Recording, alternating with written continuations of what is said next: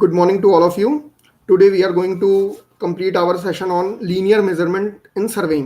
ठीक है, we have studied in the last lecture what is surveying, what are the various types of surveying, and today we are going to do the linear measurements. है ना, we are doing the linear measurement with the help of chain, tape, and compass also. So in today's lecture we will complete the compass and traversing also. Okay, I'm going to share the slide and I'm going to just revise all the things what we have studied in the last lecture.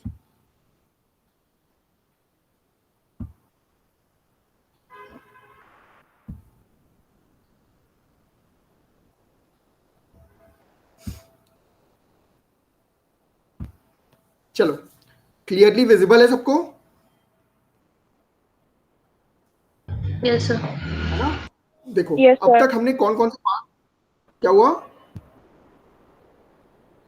Clear है? Surveying दिख रहा है सबको?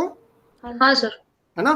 तो now we have started with the fundamentals of surveying linear measurements. अभी हम लोग का चल रहा है लीनियर मेजरमेंट. है ना, लीनियर मेजरमेंट मैंने पिछली क्लास में आपको बताया था, थोड़ा सा कंपास सर्वेइंग भी डिस्कस किया था, लेकिन अभी हमने ज्यादा डिटेल में नहीं किया. है ना, तो today we are going to discuss the compass surveying in detail. ठीक है, और लीनियर मेजरमेंट में हमने चेन और टेप पढ़ा था. आज से मैं फिर से रिवाइज कर रहा हूं. ठीक है, और भी जैसे देखो कुछ इक्विपमेंट्स होते हैं, that is theodolite, traversing, levelling, tacheometry, और उसके बाद एरर्स, कर्व्स, ये सारी चीजें हम बाद में यूज करेंगे. ठीक है, कंटूर्स भी है आपके सिलेबस में वैसे तो. है ना, तो these are the various methods. ये मैंने आपको बताया है किसमें, टाइप्स ऑफ सर्वेइंग में. है ना, टाइप्स ऑफ सर्वेइंग में अकॉर्डिंग टू द इंस्ट्रूमेंट. आप अगर इंस्ट्रूमेंट प्लेन टेबल का यूज करोगे तो it will be plane table surveying. ठीक है, वैसे ही आप अलग अलग थियोडोलाइट का करोगे तो थियोडोलाइट सर्वेइंग. ठीक है, लेवलिंग का करोगे तो लेवलिंग. है ना, इसी तरीके से अलग अलग वो है पूरे. ठीक है, अब शुरू कर रहे हैं फंडामेंटल सर्वेइंग. अब तक जिसको कुछ नहीं भी समझ में आया ना, तो ध्यान से सुने और रिवाइज करता रहे, और इस बीच में कहीं रोकना होना तो मुझे बोल देगा, सर ये चीज एक बार फिर से एक्सप्लेन करो. ठीक है, क्लियर है? हाँ सर।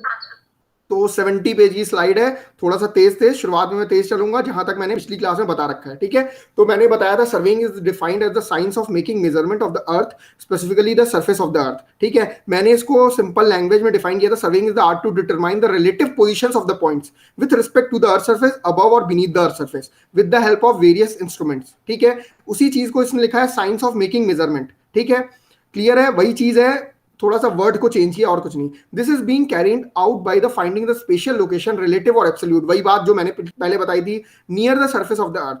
अब आते हैं different methods and the instrument are being used to facilitate the work of surveying. Simple सी बात है, आप surveying with the help of method या इंस्ट्रूमेंट के ही करोगे. ठीक है, तो मैंने पिछली बार भी आपको प्राइमरी एम्स बताए थे, वही चीज लिख दी है, to measure the horizontal distance. ठीक है, प्राइमरी एम क्या है और ऑब्जेक्टिव क्या है, इसी को प्राइमरी एम बोलो या ऑब्जेक्टिव बोलो.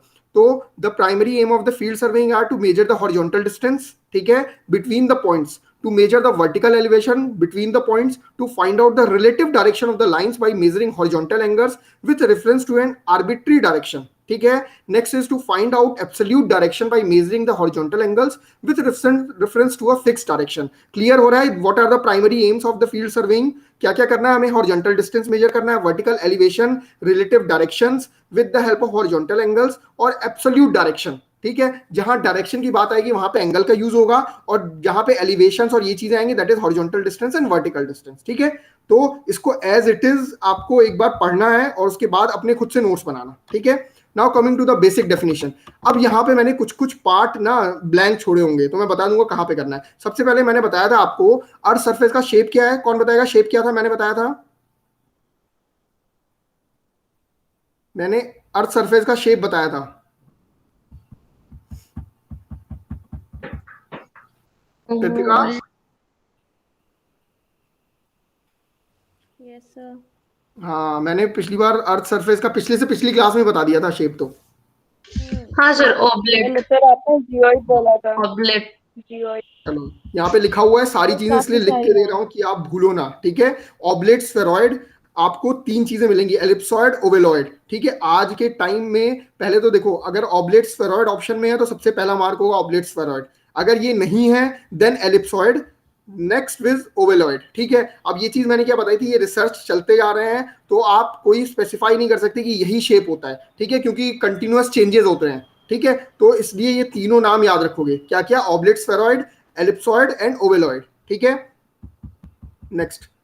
Next is level surface. ये चीज मैंने थोड़ी सी अभी बताई नहीं थी, यहाँ पे फिगर देखोगे ना तो ज्यादा चीजें क्लियर होंगी। अब ये लेवल सरफेस की जरूरत क्यों पड़ी, मैंने बहुत डिटेल में एक्सप्लेन किया है। क्या जरूरत पड़ी लेवल सरफेस की?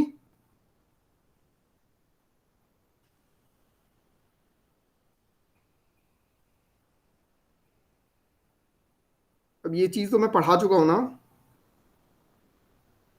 सर मतलब आप बोल रहे कि फ्लैट सरफेस चाहिए, वो वाला राइट? हाँ, नहीं, ये लेवल सरफेस की जरूरत क्यों पड़ी? हम ये दिख रही है जो ये मतलब अर्थ सरफेस दिख रही है, अर्थ सरफेस तो ऑब्लेट स्फेरॉइड है, ये जो ऊपर की तरफ जा रहा है this is your earth surface. लेकिन उसके बाद भी हमें लेवल सरफेस की जरूरत क्यों पड़ रही है? सर बिकॉज हम लोग कंस्ट्रक्शन करेंगे तो हमें एक प्लेन सरफेस चाहिए।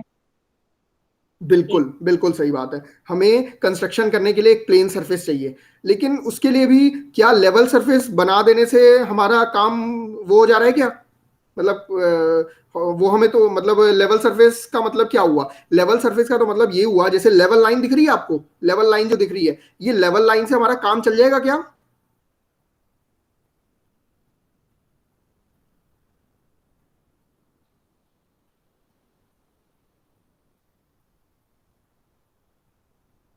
क्वेश्चन नहीं समझ में नहीं आ सर, रहा? मतलब नहीं। हाँ, हम देखो अब लेवल लाइन थोड़ा सा रिलेट करो मीन सी लेवल से, ठीक है?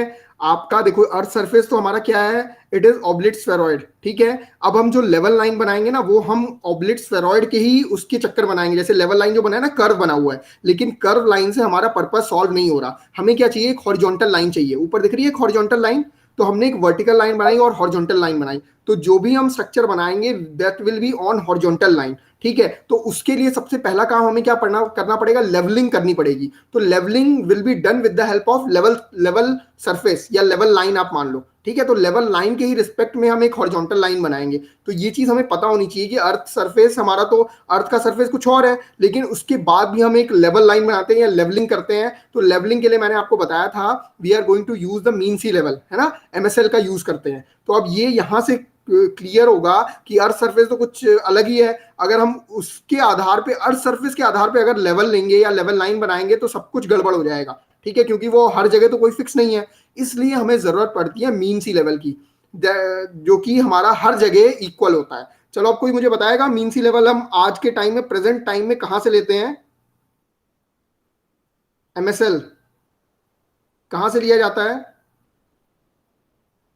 कौन सा एरिया सर बॉम्बे। या कौन, कहां से? सर बॉम्बे बोला था आपने, हाई टाइड और हाँ लो बॉम्बे टाइड। बोला था। हाँ, मुंबई, मुंबई हाई याद रखना, है ना? मुंबई हाई से लिया जाता है। अभी भी देखो कृतिका, आपके लिए बता दे रहा हूँ, इससे पहले कहाँ लिया जाता था मुंबई हाई से पहले?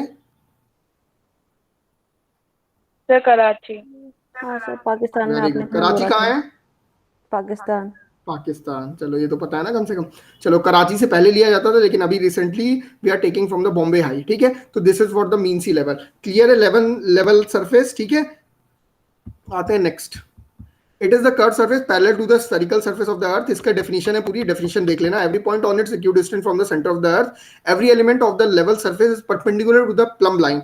अब प्लम लाइन क्या होती है? देखो प्लम लाइन होती है वर्टिकल लाइन। ये वाली जो ऊपर वाली लाइन वर्टिकल है ना, this is known as plumb line. ये वर्टिकल लाइन जो आप बना रहे हो, this is known as plumb line. जब भी आप अपना इंस्ट्रूमेंट लगाते हो ना, तो उसके लिए प्लम बॉब का यूज करते हो, तो उस लाइन को ही प्लम लाइन बोला जाता है, जो कि परपेंडिकुलर होती है। Every element on the level surface is perpendicular to the plumb line at that point, ठीक है? तो उसको ही वर्टिकल लाइन को बोला जाता है। Now what is level line? A line lying on the level surface is known as level line, ठीक है? उसी लेवल लाइन की यूज से हम हॉरिजॉन्टल प्लेन निकालते हैं। That is horizontal plane at the point is tangential plane to the earth surface and is perpendicular to the plumb line, ठीक है? तो इसके टेंजेंट पे जो होगा दैट इज हॉरिजॉन्टल प्लेन। हमें हॉरिजॉन्टल प्लेन से ही मतलब है। और एक और आता है that is great circle. An imaginary circle passing through the centre of the earth is called a great circle. देखो अब यहाँ पे देख लो, ये सेंटर से जो पास हो रहा है दैट इज ग्रेट सर्कल, ठीक है? और ऊपर जो है स्मॉल सर्कल और ये लार्ज वाला नीचे, है ना? तो ग्रेट सर्कल जो बनाया जाता है वो सेंटर से पास होता है, ठीक है? उसी के आधार पे हम हॉरिजॉन्टल प्लेन का ये करते हैं। देखो जब ये अर्थ सरफेस है ना, तो ये पूरा जो रेक्टेंगल बन रहा है ना, that will be horizontal plane, ठीक है? तो इस प्लेन का हमें यूज पड़ता है, ठीक? तो उसके आधार पे बनाते हैं। ये थोड़ा सा अर्थ का फिगर के साथ दिखाना था इसलिए। अब ये वाला पिछली बार मैंने बता दिया था, spherical triangle is made up of 3 arcs of a great circle, ठीक है? जैसे कि हम ट्रायंगल बनाते हैं ना, वैसे ही जो 180 डिग्री या उससे मतलब 180 डिग्री से जो लेस होता है उसे हम स्फेरिकल ट्रायंगल बोलते हैं। देखो अब कृतिका देखो समझो, यहाँ पे स्फेरिकल ट्रायंगल पिछली बार मैंने बताया था क्या होता है ना, जब आप स्ट्रेट लाइन से कनेक्ट करते हो that will be your triangle, लेकिन वो स्ट्रेट लाइन हमारे जब होगा, मतलब हम अर्थ सरफेस बनाएंगे तो वहां पे कर्व लाइन होगी, तो जब कर्व लाइन से आप ट्रायंगल बनाओगे that is known as spherical triangle. Clear है? Yes sir. है ना?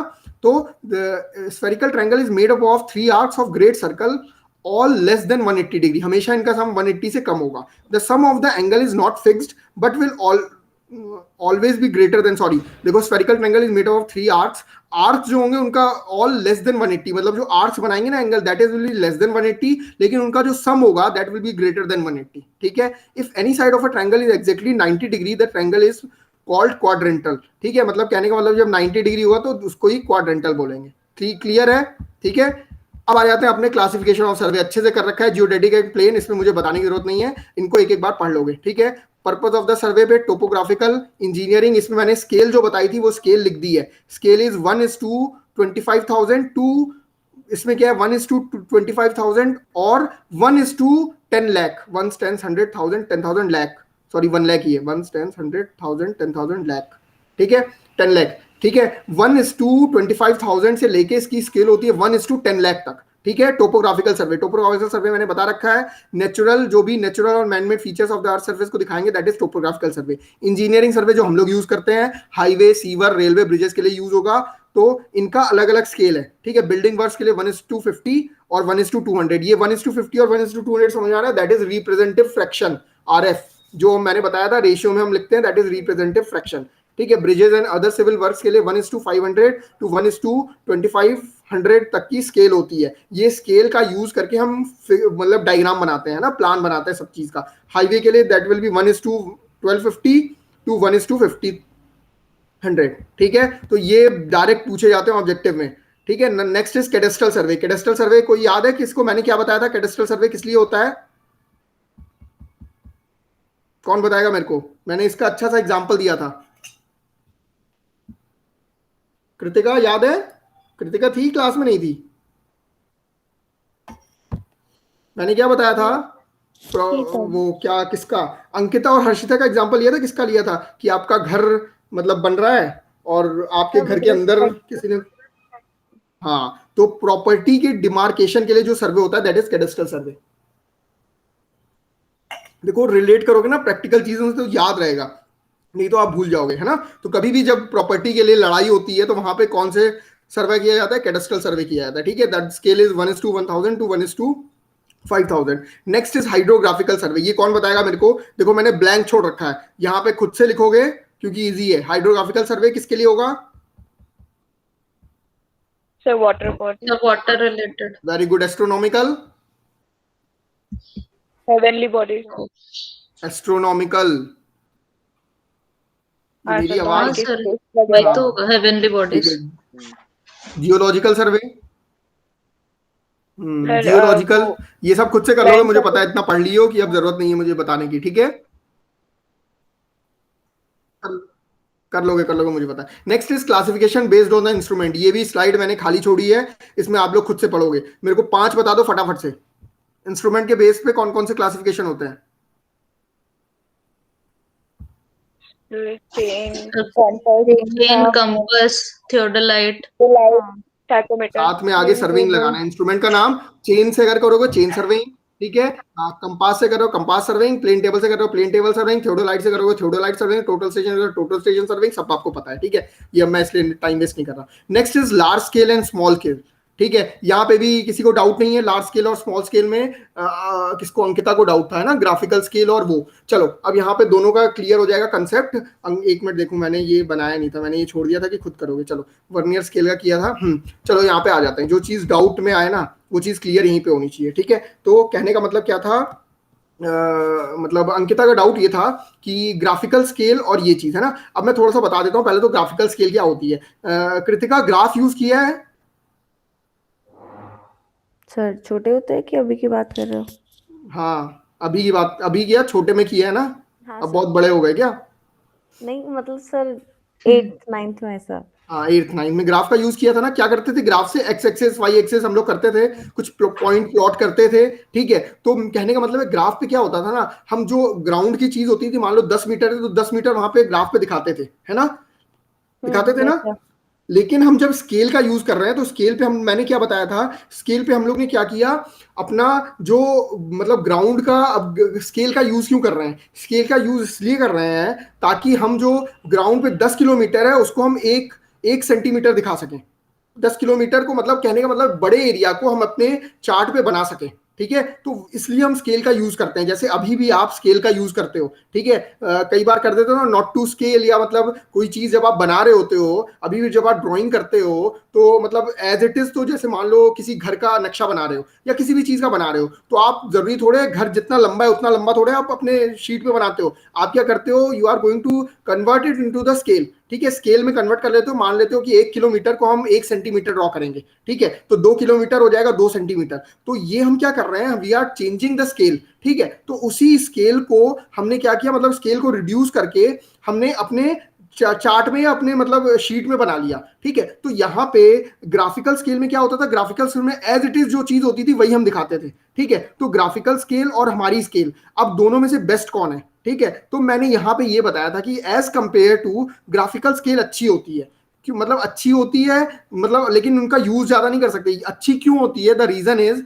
कुछ समय बाद क्या होगा, हमारा मतलब मान लो 10 साल हो गए, कृतिका ने अपना प्लान बनाया था, ठीक है, और कृतिका ने दिमाग लगाया था, ग्राफिकल स्केल पे बनाया था। लेकिन हर्षिता ने क्या किया, हर्षिता ने स्केल किया, मतलब आर्किटेक्ट बन गई थी तो दिमाग ज्यादा आ गया था, तो उसने स्केल से कर लिया और मतलब छोटे पे उसका काम हो गया। जबकि कृतिका को बहुत ज्यादा टाइम लगा बनाने में, ठीक है, ग्राफ यूज कर करके मतलब बहुत ज्यादा टाइम भी लगा। लेकिन क्या हुआ, 10 साल बाद वही ग्राफ मतलब, और ये क्या बोलते हैं, हर्षिता ने जो बनाया था, क्या हो गया, मतलब श्रिंकेज आ गया इनमें। अब श्रिंकेज क्या होता है, पहले तो ये क्लियर करो क्या होता है। एक समय के बाद, अब कृतिका अपनी 8th क्लास की कॉपी उठा के देखना, क्या होगा ना, पेपर उसमें श्रिंक हो गए होंगे, या तो मम्मी ने कबाड़ में फेंक दिया होगा, नहीं तो अगर रखे होंगे ना तो पेपर श्रिंक हो जाता है, ठीक है।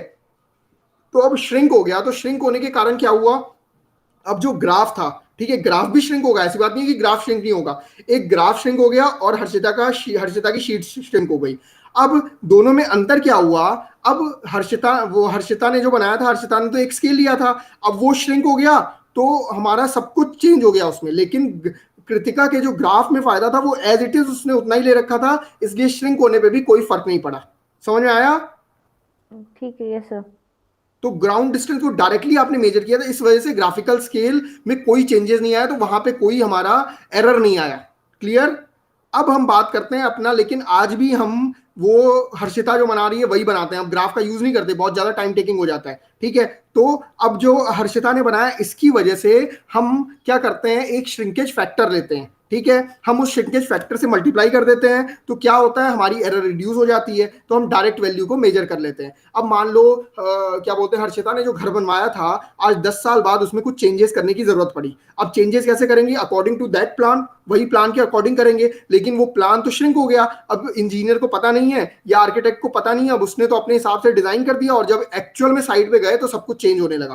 तो वहां पे हमें वो पता हो श्रिंकेज फैक्टर कितना ले, तो मतलब हमारी वैल्यू सही रह जाए। तो मैंने बताया था पिछली बार, आपको एग्जांपल दिया था कि अगर हम श्रिंकेज फैक्टर मान लो, सॉरी स्केल है 1:1000 की, और x सेंटीमीटर मैप पे है, मतलब एक्चुअल साइड पे x सेंटीमीटर था, या मतलब आप मान लो एक्चुअल साइड, मतलब देखो क्या है कहने का मतलब है, x सेंटीमीटर मान लो कि आपकी जो हर्षिता की जो शीट है ना, उस पे x सेंटीमीटर का वो बना हुआ है, ठीक है। और एक्चुअल जब ग्राउंड पे जाओगे तो वही x सेंटीमीटर कितने का हो जाएगा, अगर 1:1000 की स्केल है तो ग्राउंड पे हो जाएगा 1000 मल्टीप्लाइड बाई x, ठीक है।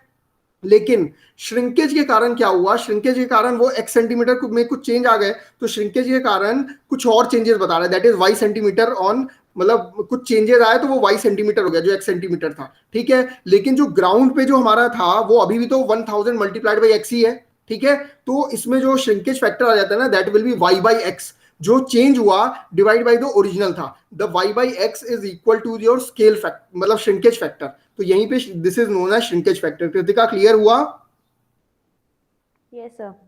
जो चेंजेस आए डिवाइड बाय द ओरिजिनल, बस इतना करना है तो you will get the shrinkage factor, ठीक है। और अंकिता आपका भी क्लियर हुआ डाउट ग्राफिकल स्केल और उसका?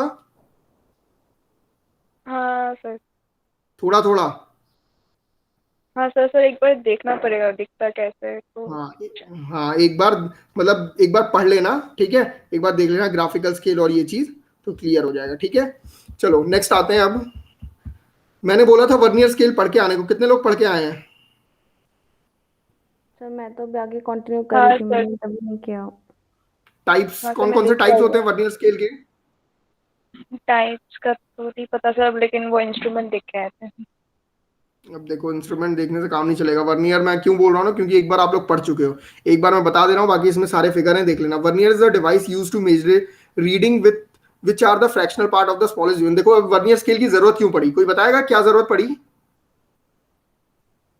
स्केल से भी तो मेजर कर सकते हैं, तो वर्नियर स्केल ही क्यों? सर और बहुत ज्यादा स्मॉल, पॉइंट हाँ एक, वेरी गुड वेरी बहुत गुड, मतलब एक्यूरेटली मेजर करने के लिए। हाँ बिल्कुल सही बात है। देखो यूनिट्स ऑफ मेजरमेंट, अब हमें ना पॉइंट में भी वैल्यू चाहिए, ठीक है। अब तक स्केल से नॉर्मल वैल्यू हो गई 1 मीटर 2 मीटर, अब हमें फ्रैक्शन में भी वैल्यू चाहिए, तो वहां पे वर्नियर का यूज पड़ेगा, ठीक है। रीडियर मतलब इसमें हम एक एक स्केल देखते हैं ना, तो number of vernier division and the perfectly coincide with the main scale, इसमें हम वो निकालते हैं कि मतलब कहाँ कहाँ पे एरर कम से कम हो, ठीक है। प्रीसीजन की जहां हम बात करेंगे तो वहां पे इनका यूज होगा, ठीक है। अब यहाँ पे फिगर विगर बना के आपको एक्सप्लेन करने के लिए बता दिया है। देखो अब यहाँ पे एक बार समझ लो, चलो मैं एक बार बता दे रहा हूँ वर्नियर स्केल का क्या पर्पज होता है। एक मेन स्केल होती है और एक वर्नियर स्केल होती है। जैसे एग्जांपल में होता है दिस इज रेट्रोग्रेड वर्नियर, ठीक है। तो ये जो फिगर दिया हुआ है ना, इसमें जो रीडिंग दिखा रही है, अब इनकी रीडिंग कैसे होती है एक बार ये समझो, ठीक है। अब यहाँ पे देखो ये जो स्केल जा रही है ना, यहाँ पे कहाँ पे मैच कर रहा है, कोई बताएगा मुझे कहाँ पे मैच कर रहा है?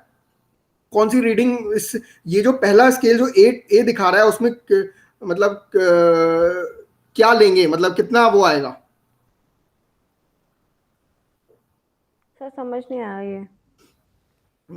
ए पार्ट कितने मीटर को मेजर कर रहा है, इतना तो समझ में आ रहा है। मीटर को। जहाँ पे दो। हाँ हाँ वहां लिखा हुआ है। सर वो मैच कर रहा है 0 से 6 मीटर। हाँ बिल्कुल। अब देखो दो स्केल है, दो स्केल में जहां पे सेम पॉइंट आ जाए वहां पे उस स्केल को बोलोगे कि दैट इज द मेजरमेंट, ठीक है। अब देखो मेरे को यहाँ पे देखो, पहले में तो 6 मीटर पे एग्जैक्ट मेजर कर रहा है, तो दैट इज 6, ठीक है। यहाँ पे दिख रहा है ना 6, ठीक है, एरो हाँ यहाँ पे। अब दूसरे में आओ, दूसरे में हमारा कहाँ मेजर हो रहा है, मैच कहाँ कर रहा है, एरो एरो 0 तो हमारा कहीं और है, ठीक है। सर 5 हाँ कर सर, रहे हैं 6 से कम है थोड़ा, क्योंकि 0 थोड़ा नीचे आ रहा है 6 के। अब नीचे आओ, नीचे 5 पे कहीं मेजर कर रहा है ना, दोनों चीजें मैच कर रही हैं, हाँ सर। हाँ ठीक है। अब 5 तो मेजर हो गया, अब इसके बाद भी कुछ पॉइंट डेसिमल में जाएगा, ठीक है। तो डेसिमल में अब कितना जाएगा, आप 0 से वो करना शुरू करोगे, है ना, छोटे वाले स्केल में। एक मिनट, इसमें कितना है, 0.7 1 2 3 4 5, एक मिनट 1 2,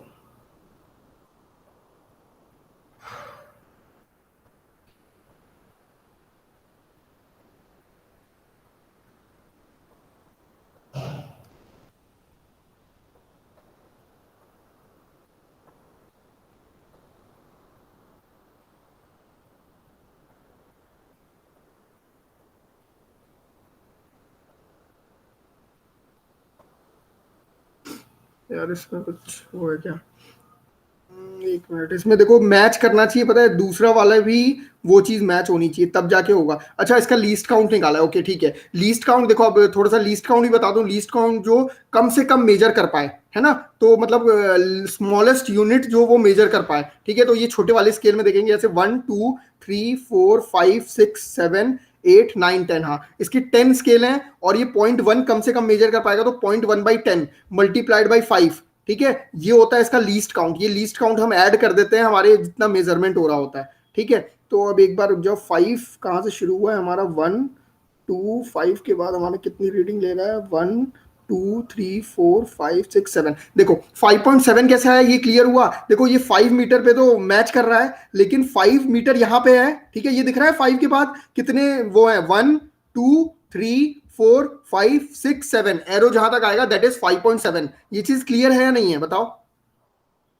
हाँ सर। Yes sir. अब नहीं हो रही होगी, ये देखो वर्नियर स्केल थोड़ा सा पढ़ना आना चाहिए, ठीक है। अब वैसे तो देखो क्वेश्चन नहीं पूछा जाता, लेकिन फिर भी 11th 12th में हम जब करते हैं ना वर्नियर स्केल का यूज करते हैं, तब हमें पढ़ना आना चाहिए। जैसे इसमें 5 मीटर, 5 पे मैच कर रहा है 5 मीटर, ठीक है। अब इस पे आया 5.35, तो अगेन 5 पे यहाँ मैच हुआ, ठीक है। अब एरो एरो से देखो 5 कहाँ पे मैच कर रहा है, दैट इज, 1 मिनट, जीरो कहाँ पे आएगा, अच्छा हाँ देखो अब इसमें अंतर है ना, रेट्रोगेट में जीरो ऊपर है, ठीक है। ये डायरेक्ट वर्नियर है, ये डायरेक्ट वर्नियर में जीरो नीचे है, ठीक है। तो ये चीज ध्यान रखना, कौन सा वर्नियर आप यूज कर रहे हो, तो उसके अकॉर्डिंग वो चीज होगी। तो जीरो से शुरू होगा, वहां जैसे जीरो से शुरू किए ना हम लोग ने, जीरो से शुरू किया था, 1 मिनट, 1 2 3 4 5 6 7 है ना, 5 मीटर यहाँ पे था। अब ऐसे ही यहाँ पे हमें पहुंचना है 5 मीटर पे, तो जीरो से स्टार्ट करोगे, 1 2 3 4 5, यार 5 क्यों आ रहा है, 1 2 3 4, 5.4 क्यों लिया है फिर इसने, 1 मिनट, अच्छा हाँ 1 मिनट, 1 2 3 4 5 आना चाहिए, 5.5 आना चाहिए। चलो ये थोड़ा सा देख लेना ना, डायरेक्ट वर्नियर और इनका यूज करना थोड़ा सा, ठीक है। ऐसे ही हमारा क्या था, डबल वर्नियर, मैंने टाइप्स ऑफ वर्नियर बताने के लिए आपको वो क्लियर करवा दिया कि 3 इधर देखो, डायरेक्ट वो क्या होता है ना, डबल वर्नियर में दोनों तरफ से रीडिंग होगी, है ना, दोनों तरफ से हमारा वो चीज होगी। तो इनको एक बार देख लेना है ना, वर्नियर का टाइप्स पता होना चाहिए और कैसे इनसे रीडिंग ली जाती है, ये दोनों चीजें। अब डबल फोल्डेड वर्नियर भी है, ठीक है, अलग अलग टाइप के हैं, एक्सटेंडेड वर्नियर, ये खुद से देख लेना है ना। अब इनके बारे में फिर लिख लेना खुद से बना बना के, स्पेशल टाइप्स ऑफ वर्नियर कौन कौन से हो गए, डबल वर्नियर में क्या खासियत है, डबल फोल्डेड में, ठीक है। ये प्रीसीजन और एक्यूरेसी मैंने बताई थी, एज इट इज वही है, ठीक है। और प्रीसीजन क्या बताया था आप लोग को, याद है, degree of fineness and the care with which any physical measurement is done, and accuracy बताई थी डिग्री ऑफ परफेक्शन, याद हो गया होगा, है ना अंकिता, पिछली बार पूछा था यही चीज बताई थी मैंने, हाँ सर। ठीक है।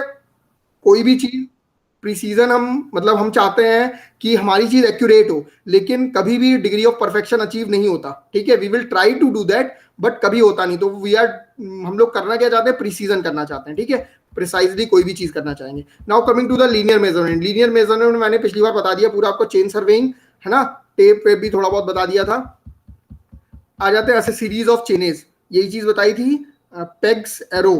अब ये किसका डाउट था, कृतिका का डाउट था, है ना। मेरा कहने का मतलब था हम क्या करते हैं, एरो, देखो इसमें डायमेंशंस थोड़ा सा देख लेना, 25x25 का होता है, 150 mm की लेंथ होती है पेग्स की और एरोज की। मैंने क्या बताया था, मैंने पिछली बार एग्जांपल भी दिया था, अब कृतिका ही जवाब देगी मुझे, ठीक है। मेरा कहने का मतलब है, देखो अब मैं पूरा एक्सप्लेन कर रहा हूँ। चेन क्या करते हैं, चेन ले गए, सबसे पहले चेन लिए। अब हर्षिता और अंकिता का पिछली बार भी मैंने एग्जाम्पल दिया था कि Harshita is a leader and Ankita is a follower, ठीक है। कृतिका ध्यान से सुनना, यस सर। क्योंकि मैं सवाल पूछूंगा इसके बाद, ठीक है। Ankita is a leader, sorry क्या थी, Harshita is a leader and Ankita is a follower, ठीक है। नाउ अंकिता ने क्या किया, चेन उठाई, दोनों ने चेन उठाई। एक एंड किसके पास है, सबसे पहले होगा किसके पास, लीडर के पास होगा एक एंड, और एक एंड होगा फॉलोअर के पास। तो लीडर ने क्या किया, लीडर आगे चलती जा रही है, फॉलोअर पीछे है। लीडर जहां जहां मतलब जैसे मेजरमेंट हुआ, सबसे पहले मान लो कितने मीटर की चेन ले जाएंगे, कौन सी मीटर की चेन ले जाएंगे कृतिका, 30। 30 मीटर, चलो वेरी गुड। दो तरीके की होती है, 20 मीटर और 30 मीटर, 30 मीटर की ले गए, अब तुमने बोल दिया तो 30 मीटर ले गए। अब क्या हुआ, सबसे पहले क्या बोलते हैं, जो फॉलोअर है, फॉलोअर ने एक पॉइंट फिक्स किया, ठीक है। उसके बाद वहां से इन्होंने मेजरमेंट शुरू किया, और क्या बोलते हैं, हर्षिता आगे जाके वहां तक उसकी पूरी चेन फिक्स हो गई, मतलब एंड हो गया चेन का। अब जहां पे एंड हुआ, वहां पे क्या किया, हर्षिता ने एक एरो लगा दिया, ठीक है। एरो इज, डाया कितना है, 50 mm है, 4 mm डाया बार है, ब्लैक एम्बेल्डेड है, और लेंथ कितनी है इसकी, 400 mm, ठीक है, +-5 हो सकती है, ठीक है। एरो लगा दिया, अब लगा दिया, उसके बाद फिर फॉलोअर चेन लेके आगे बढ़ गई, ठीक है। पीछे से कौन आ रही है, पीछे से हमारी अंकिता आती जा रही है, आ रही है धीरे धीरे। उसने क्या किया, अपना वो क्या बोलते हैं, चेन, सॉरी, पैग उठाया, पैग लेके अपने जेब में डाल दिया, ठीक है। फिर ऐसे ही करते करते करते फिर फॉलो वो मतलब और मेजर किया, फिर उसके बाद हर्षिता ने एक और पैग लगा दिया। फिर ऐसे ही करते करते करते करते कम से कम 3-4 पैग जो हो गए, किसके पास हो गए, 3-4 पैग बच गए किसके पास, हर्षिता के पास। टोटल टोटल पैग हर्षिता ने लिए थे 10, ठीक है, 10 पैग लिए थे। और जब इनका मेजरमेंट पूरा खत्म हो गया, तो हर्षिता के पास मात्र 4 पैग बच गए, ठीक है। तो अब मुझे बताओ कि इन्होंने कितना मेजरमेंट किया। कृतिका आपसे सवाल है। बोलो सर, पहले समझा तो दो अच्छे से, समझ ही नहीं आया। कुछ समझ में आया मैंने क्या बोला? नहीं, बहुत ज्यादा घूम के ये क्या हुआ?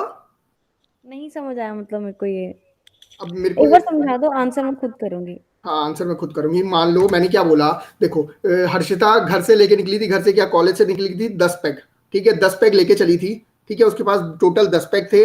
और क्या बोलते हैं, अंकिता के पास तो एक भी पैग नहीं था, ठीक है।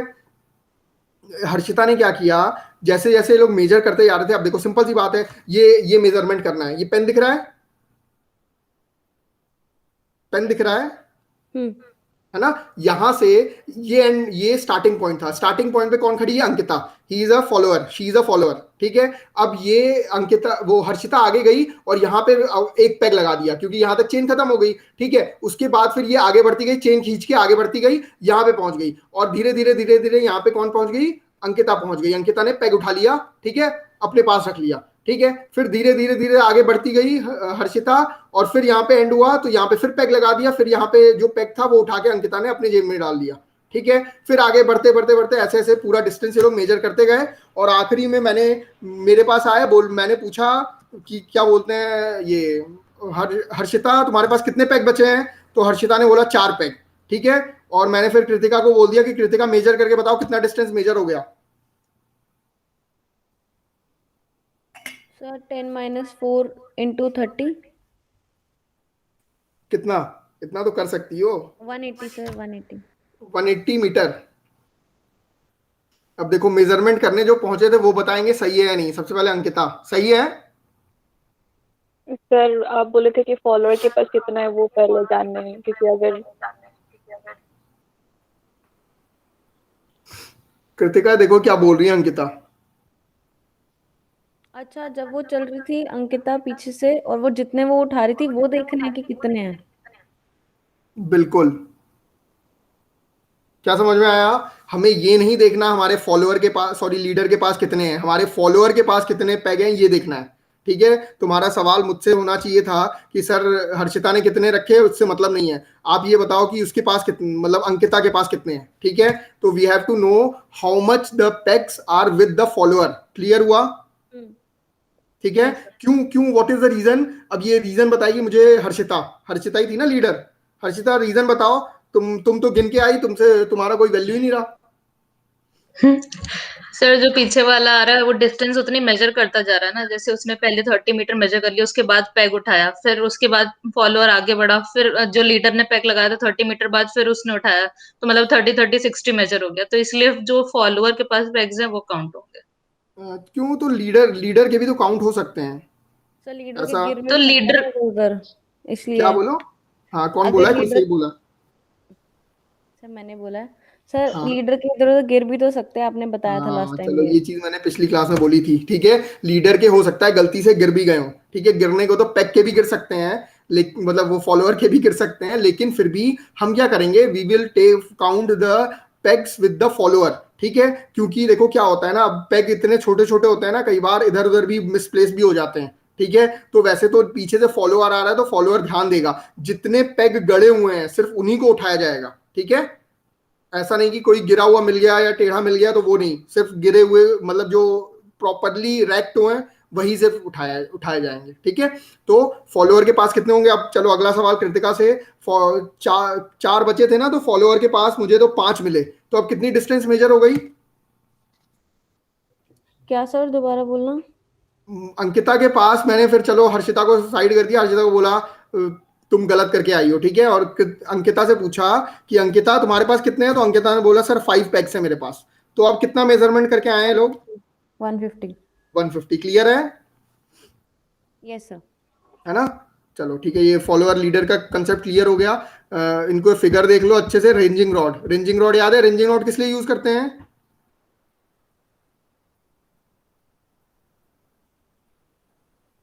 नहीं याद। कुछ नहीं पता है ना? सर वो पिछली बार बताया लेवलिंग फिर भी। चलो, हाँ रेंज करने के लिए बस कर दो ना, सिंपल सी बात है, रेंजिंग से रेंज हो जाएगा। ये बीच में दिख रहा है, this is a plum Bob, plum Bob दिख रहा है, यूज किया है आप लोगों ने, हाँ सर। है ना? ये प्लम बॉब हो गया।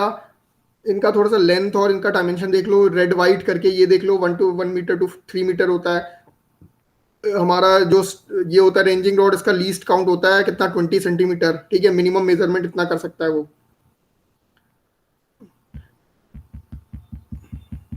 ये सब बता दीजिए, ऐसे series of chainage, pegs, arrows, ranging rod, offset, है ना, क्रॉस स्टाफ, ये सारी चीजें बता दी थी एंगल पे अगर मेजरमेंट करना होता है ना। इनको दोबारा नहीं बता रहा, एक बार पिछला देख लेना, बाकी ये सारी चीजें एक बार पढ़ लेना, है ना।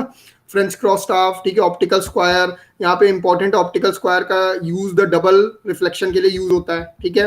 प्रिज्म स्क्वायर, परपेंडिकुलर ऑफसेट्स, सारी चीजें बता रखी थी मैंने। 45, 135, 90 डिग्री के लिए यूज करना होता है। रेंजिंग, ठीक है, आ जाते हैं रेंजिंग पे। रेंजिंग में रेंजिंग रॉड इसलिए चुप कर दिया क्योंकि अब रेंजिंग पढ़ानी थी मुझे।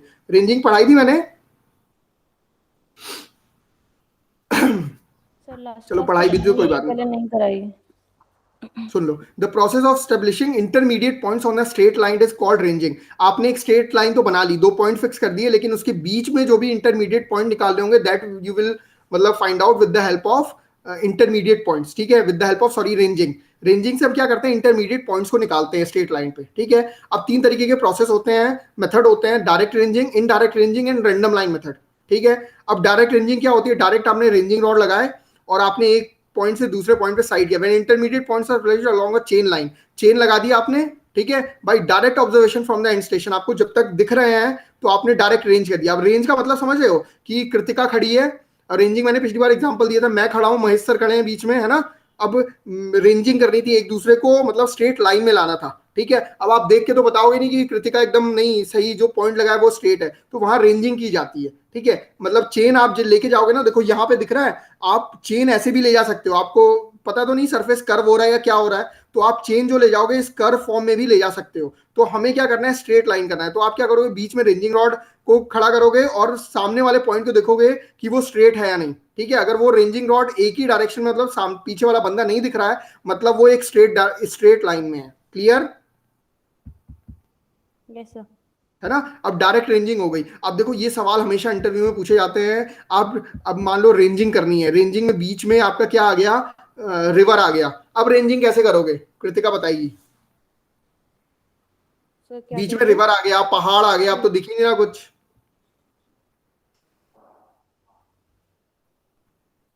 सर्वे के लिए कोई फिक्स तो है नहीं कि हमारे पास पहाड़ नहीं आएगा, रिवर नहीं आएगी, या कोई ऐसा अंडुलेशन नहीं आएंगे, कोई मतलब वो तो है नहीं। सर्वेइंग तो हमें करनी है ना। बीच में कुछ और चीज आ गई तो कैसे करोगे बताओ।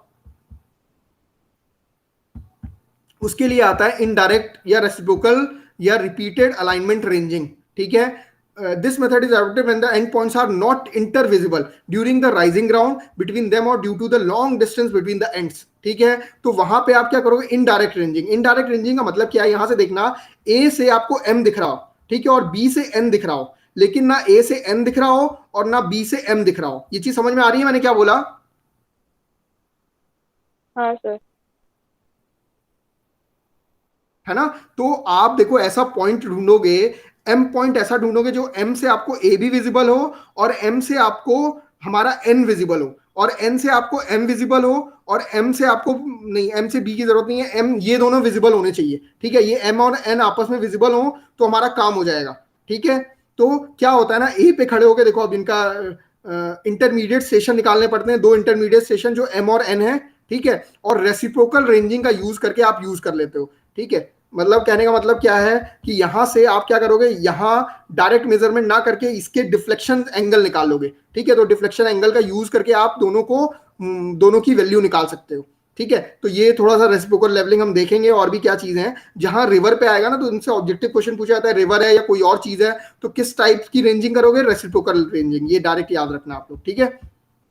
अब आ जाता है linear measurement with chain on smooth level ground if the distance is measured is longer than the one chain length bye slashing intermediate station inclined with the station can be determine the distance, है ना। Linear measurement से हम क्या करते हैं, linear measurement chain का use करके क्या करते हैं, लीनियर मेजरमेंट निकाल लेते हैं, स्लोपिंग ग्राउंड पे भी निकाल लेते हैं। अब इनके कारण कुछ एरर्स आते हैं। एरर्स मैंने पिछली बार थोड़े से बताए थे, कंपेंसेटिंग एरर, ठीक है, कंपेंसेटिंग एरर और कम्युलेटिव एरर। अच्छा थोड़ा सा पिछली बार एरर में मैंने कुछ चीजें गलत बोल दी, तुम लोग ध्यान से सुनते तो हो नहीं। अपने मन का सुनते हो। मैंने एक चीज एरर में बोली थी, एरर में मैंने कुछ गलत बोला था मुझे जहां तक ध्यान है।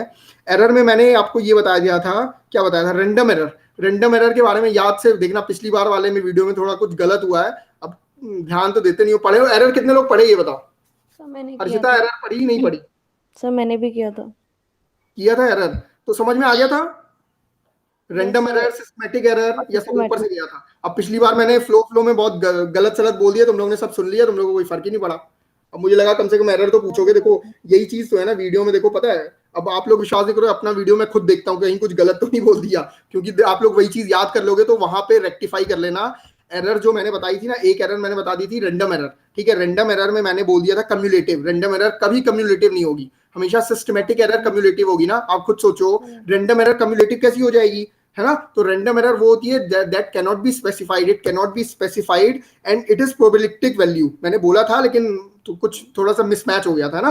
तो रेंडम एरर याद रखना, it cannot be specified, it is probabilistic value, it can be accidental और कंपेंसेटिंग एरर, ठीक है। जो इलेक्ट्रॉनिक नॉइस, ठीक है, इलेक्ट्रिकल मशीन से आएगा, दैट इज रेंडम एरर, ठीक है। मतलब कहने का मतलब है, देखो अब किसी भी इलेक्ट्रॉनिक डिवाइस से कोई वॉइस आ रही है, या एरोप्लेन की जो वॉइस आ रही है वो कोई ऐसा तो है नहीं कि फिक्स है यही वॉइस आएगी। तो this is known as random error, कभी भी आ सकती हैं, ठीक है। जबकि सिस्टमैटिक एरर क्या थी, systematic error is cumulative error, ठीक है। That will follow the mathematical law, मतलब कहने का मतलब कोई एक मैथमेटिकल लॉ को फॉलो करेगा, ठीक है। मतलब कहने का मतलब एक मैथमेटिकल लॉ को फॉलो करेगा, वो हमेशा सिस्टमैटिक होगा, जो हमारे कंट्रोल में नहीं होगा, है ना। इट सॉरी मतलब it can be control, control कर सकते हैं, कंट्रोल में होगा। देखो अभी फिर गड़बड़ हो जाएगा। It can be control but never remove completely. हमारा जो सिस्टमैटिक एरर होता है वो आप हमेशा रिमूव नहीं कर सकते, ठीक है। तो यहां पे भी वही बताया, compensating error is what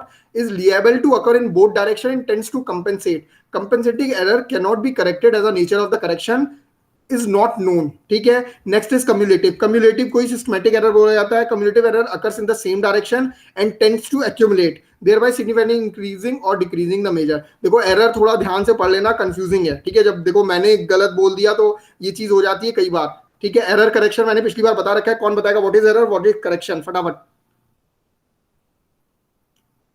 sir error तो आपने एरर में बताया मेजर्ड क्या किसने बताया? Measured value minus true value value. क्या होता है? सर अब ये मैंने तो आंसर एरर बोल दिया, होता है, measured value minus true value क्या है? Error sir error. Error. Error है। करेक्शन क्या होगा? इसका उल्टा, true value minus measured value. हाँ देखो इसका उल्टा नहीं बोलना है, या तो माइनस एरर बोलो या बोलो negative. True value minus measured value. इसका उल्टा याद नहीं रहता है, बोलोगे ना तो मेरे साथ साथ रिपीट करो तो यही याद हो जाएगा, आगे पढ़ने की जरूरत नहीं पड़ेगी, है ना। Now field work in chain survey, जो जो चीजें मैंने बताई सब बता दिया। रिकरेंस सबसे पहला जो हम करते हैं, रिकरेंस करते हैं। This is the preliminary inspection of the earlier to be survey to get some idea of the terrain, identified principles, features of the ground. It enables the survey to decide upon the best possible arrangement triangle। कहने का मतलब recurrence सर्वे में हम क्या करते हैं, सबसे पहले ग्राउंड का टेरेन देखेंगे। टेरेन मतलब हो गया कि कैसा ग्राउंड है, सरफेस क्या है, ठीक है। मतलब फीचर देखिए थोड़ा सा और डिसाइड करें कि हम ट्रायंगल के जो मेजर पॉइंट लेंगे, या बेस हमारा बेस लाइन जो बनी है वो कहाँ पे कैसे ट्रायंगल बनाने हैं। तो this is what known as reconnaissance, ठीक है। Next is marking of station. जब हमने रिकनेस कर लिया तो उसके बाद मार्क करोगे स्टेशन को, है ना, कौन से पॉइंट हो गए। After completion of the reconnaissance survey, best suitable position of the main survey station are being marked on the ground such that they can be easily identified afterward if required. Clear, ठीक है। अब running of survey line. Survey lines are the run to measure the distance between the main station and to locate the adjacent details by taking offset. फिर आप offset लोगे, offset लेके आप एक एक पॉइंट करोगे, चेक लाइन बनाओगे, और भी कई मतलब बेस स्टेशन सारी चीजें कराओगे। फिर ऑफसेट लोगे, maximum length of the offset depends upon the ये स्केल ऑफ प्लॉटिंग कैसी है, नेचर ऑफ ग्राउंड कैसा है, एक्यूरेसी क्या हुआ। सर आपकी पीपीटी नहीं शो हो रही। स्क्रीन शेयर बंद हो गया। एक मिनट,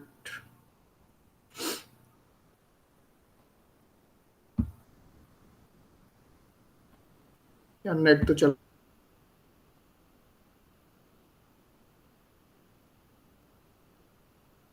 अभी ठीक है? अभी शो हो रही है नहीं हो रही? नहीं सर। एक मिनट, मेरे यहाँ तो नेट सही चल रहा है। अभी जब नहीं चलता है तो मेरे पास आ जाता है मैसेज वैसे तो। देखो फिर से ट्राई कर लेते हैं। चलो यहाँ तक समझ में आ रहा है, सब ऊपर से आ रहा है।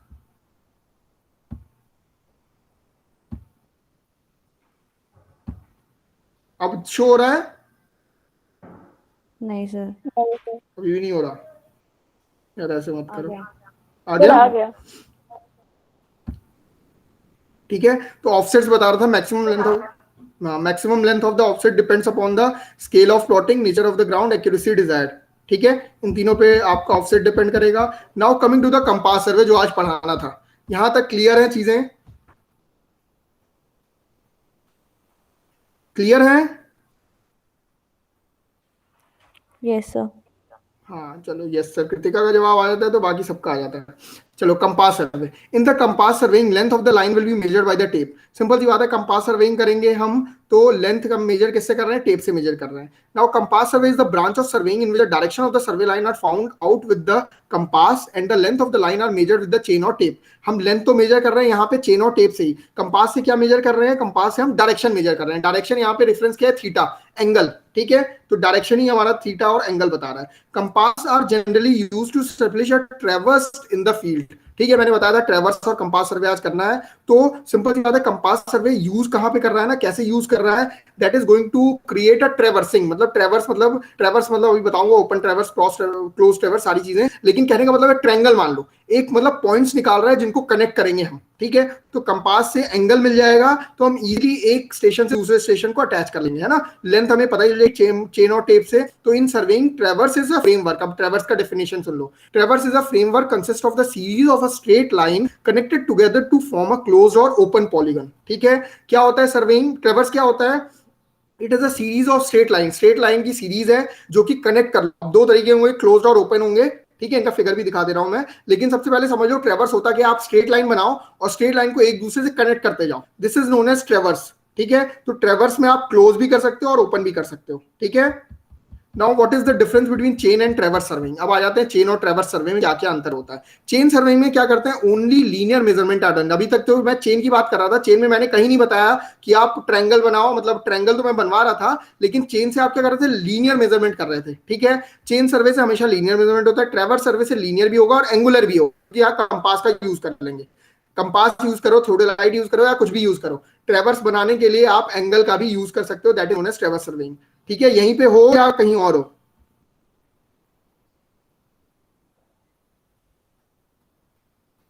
सब कुछ ठीक ठाक है? देखो यही बीच सर। बीच में हाँ हाँ हाँ ना करते रहो, नहीं तो पता चला नेटवर्क चला गया, मैं बोलता जा रहा हूँ, पता भी नहीं चलेगा। नहीं sir. Next is framework consisting of the network of the triangle. Chain survey में आप ट्रायंगल बना लेते हो, अभी मैंने बताया। ठीक है, framework consist of series of connected lines forming close और ओपन पॉलीगन। अब देखो पॉलीगन क्या हो सकता है?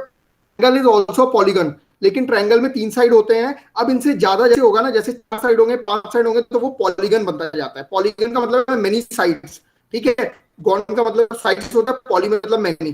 ठीक है, तो पॉलीगन जो बना ले, दैट इज हमारा ट्रैवर्स सर्वे। ट्रैवर्स सर्वे में 3 हम लेंगे। हमने क्या किया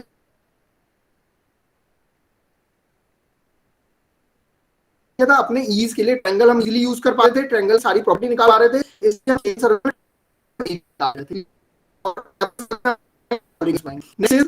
सिंपल सी बात है, चेन सर्वे में बहुत सारे डिफेक्ट आएंगे। अब इतनी भारी चेन है, लेके आना और सारी चीज करना बहुत टीडियस प्रोसेस भी हो जाता है। और हम क्या करेंगे, स्मॉलर एरिया के लिए चेन सर्वे का यूज करेंगे और जहां एक्यूरेसी कम से कम चाहिए। ठीक है, नेक्स्ट इज ट्रैवर्स सर्वे का कहां यूज करेंगे? यहाँ चेक लाइन की जरूरत नहीं पड़ेगी। क्यों? क्योंकि देखो एंगल हम यूज कर रहे हैं, एंगल मेजर कर रहे हैं। The accuracy of the traverse is check by the method of adjustment. ठीक है, अभी मैं बताऊंगा कि एंगल, देखो जब क्लोज ट्रैवर्स बन जाएगा, वहां पे जब एंगल पूरे होंगे या सारी चीजें एक्यूरेट होंगी, तभी तो हमारा ट्रैवर्स क्लोज होगा।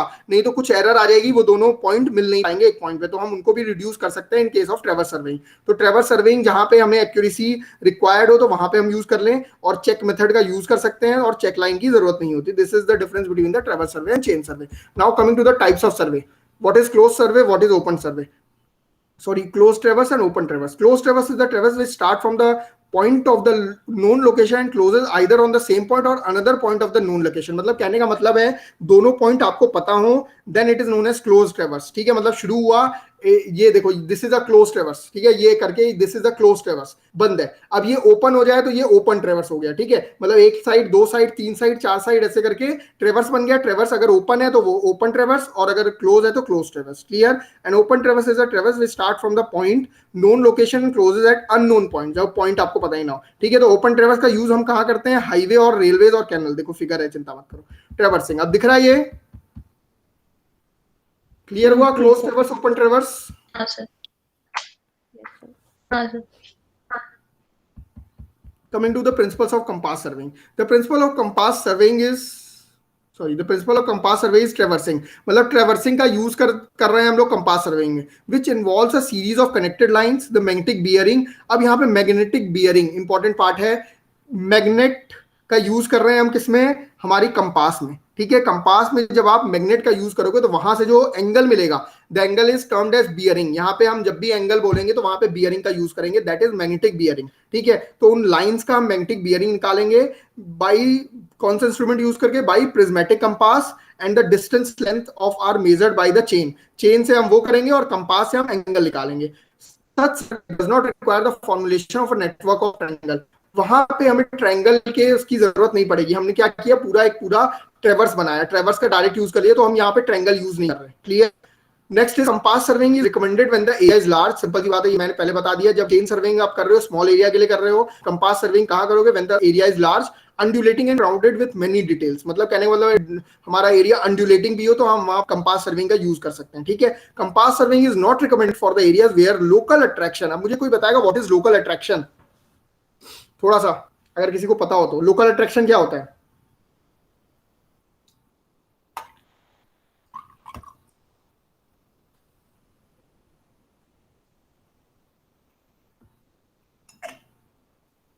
सर आसपास आयरन होगा तो वेरी गुड, वो मैग्नेटिक पावर दिमाग लगा जनरेट। दिया हर्षिता ने।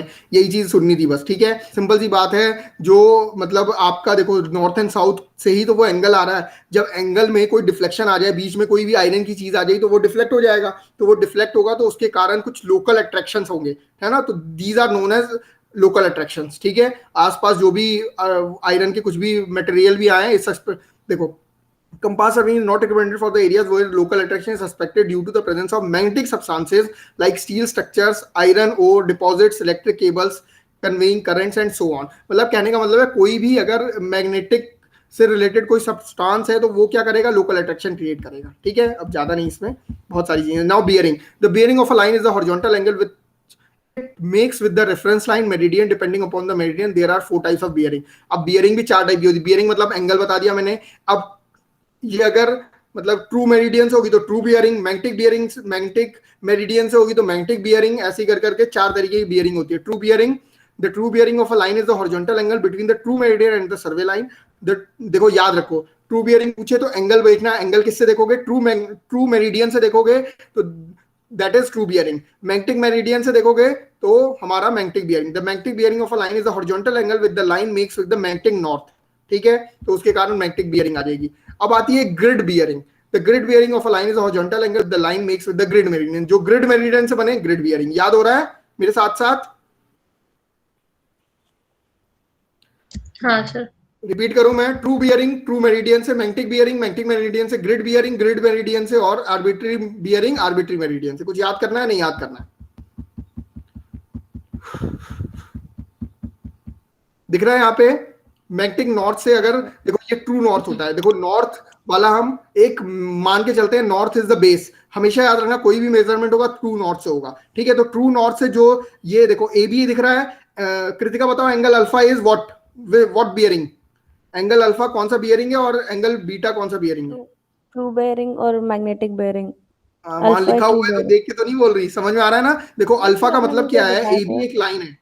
हाँ नहीं समझ में आ रहा है तो बहुत अच्छी बात है। नहीं समझ में आ रहा तो मैं इसलिए क्लियर कर दे रहा हूँ। ए बी जो लाइन है ना, ए बी लाइन हमारा किससे है? ट्रू मेरिडियन से या ट्रू नॉर्थ से है, तो that angle will be known as true meridian.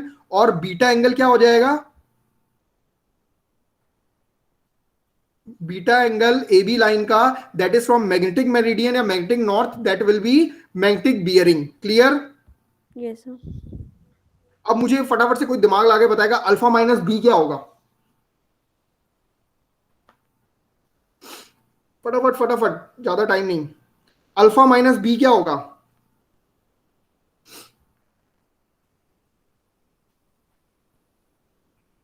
ऐसे बता दो, अल्फा माइनस बी क्या होगा? सर वो हाँ जो या ना तो बोल दिया करो, ना बोलो। True sir north angle between और true north and true north magnetic north. Magnetic north. मैंने बताया नहीं तो कहां से पता होगा? एंगल ऑफ डिप या declination, the angle between the true meridian and magnetic bear, sorry, the angle between the true meridian and magnetic meridian is known as angle of dip और एंगल ऑफ डिक्लिनेशन। ठीक है, ये आगे आएगा, अभी पहले मैंने बता दिया। ट्रू मेरिडियन और मैग्नेटिक मेरिडियन के बीच में जो एंगल बनता है that is known as angle of dip या डिक्लिनेशन। ठीक है, डिप, एंगल ऑफ डिप, ये तो पढ़ते हुए आते हो पहले आप, है ना। अब ये रिलेटिव बियरिंग हो गई, या ट्रू बियरिंग हो गई, ये ट्रू हेडिंग हो गई, ये आपके काम का ज्यादा नहीं है, ये नीचे आता है। नाउ कमिंग टू डेजिग्नेशन, दो टाइप की बियरिंग होती है, होल सर्कल बियरिंग और क्वाड्रेंटल बियरिंग। अभी आप पे याद करवा दे रहा हूं, whole circle bearing is from 0 to 360 degree. ठीक है, पूरा 360 डिग्री तक जब आप एंगल मेजर करते हो that is known as whole circle bearing. समझ में आ रहा है ना? होल सर्कल मतलब पूरे सर्कल का जो मेजरमेंट हो that is whole circle bearing. ठीक है, और क्वाड्रेंटल बियरिंग मतलब क्या है? एक क्वाड्रेंट में हो 90 degree, 0 to 90 degree, 0 to 90 degree, 0 to 90 degree, that is known as quadrantal. ठीक है, जब भी मैं पूछूं अगर कृतिका 120 डिग्री इज 120 डिग्री कौन से में है? होल सर्कल में है, क्वाड्रेंटल में है?